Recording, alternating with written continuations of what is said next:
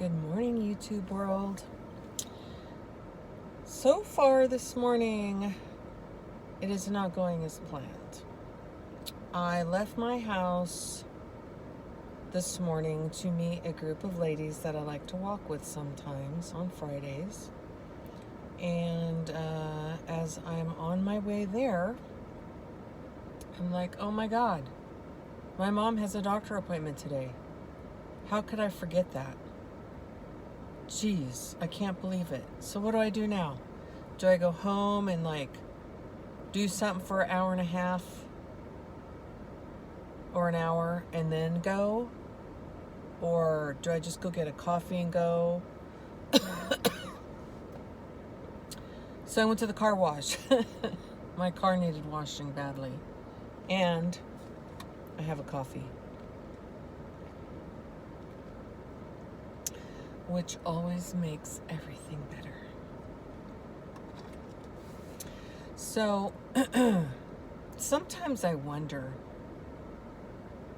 my mom is 83. Her birthday's tomorrow. For the month of July, she has had 9 doctor appointments for various things. Some are tests, some are foot doctor, shoulder doctor, knee doctor, cancer doctor, regular doctor. It's just never ending. Heart doctor. But you know what? I have to ask myself sometimes, she can't drive. I got to take her. And I don't mind. But sometimes I feel like I'm sound cold-hearted to her because I feel like when a doctor orders a test, I'm thinking to myself, well, what is this test for? What will it tell you? And what will you do with the information? So one doctor, an eye doctor, I mentioned that my mother doesn't seem to have peripheral vision and that this is why we won't let her drive, which there's other reasons now too, but so we won't let her drive. And he's like, oh, well, let's order a test to test for her peripheral vision. I'm like, okay, well, what will you do with that test? He's like, well, nothing. I mean, at least we'll know that she has no peripheral, but there's nothing we can do for it. So I'm thinking to myself, well, then why do the test? I can tell you right now, she doesn't have peripheral vision, so I can save the money and the time.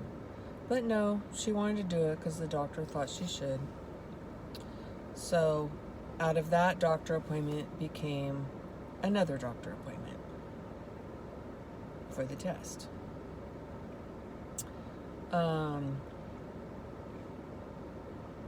Another doctor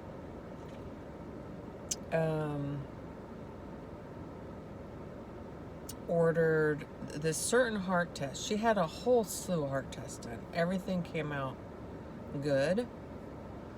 I mean, she does have a heart condition, but everything the doctor was concerned about, she did not have. But because of this other test she had ordered by some other doctor, they mentioned that she might have congestive heart failure. So we asked the heart doctor, is this a possibility that she has congestive heart failure?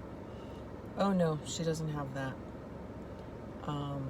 That was just something to rule out of that test result. I'm like, okay. And then he went on to talk about how there's a test you can run to check for that. And but he was confident it would show up negative. But if you want me to order the test, I will. And he asked my mom 3 different times. She never really answered him. She just sat there looking at him like she was thinking in slow motion. So he went ahead and ordered it, along with another test that she does have to do. So 2 appointments were born out of that appointment. So do you see what I'm saying? It's like when you get old, it's like every doctor appointment turns into another 1 to 3 appointments for tests and return for follow-up, and I'm like, is this really all necessary? I mean, when something's really necessary, like I'm like, Mom, I think you have a bladder infection. Let's go to the doctor. We go. We get a test. That's necessary. I can see it's necessary. But when we go to the doctor and they start willy-nilly just like ordering tests for stuff,